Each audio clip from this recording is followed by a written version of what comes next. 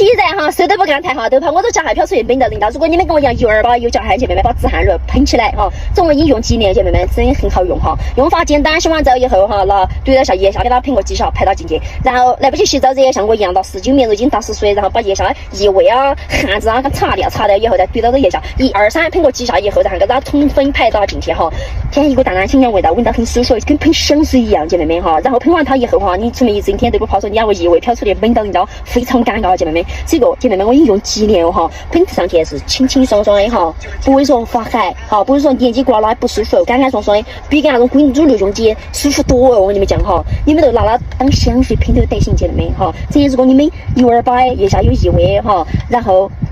就算你脚丫子臭，你都可以拿来喷，姐妹们。真的我跟你们说太方便了哈，要不然你如果特别是热天，姐妹们天气热，我跟你们说这甲汗随时在飘出来，一飘出去天尴尬死了，天了不少，难以想象，丢嘴的很。所以说姐妹们备一瓶小喷射拿出来喷。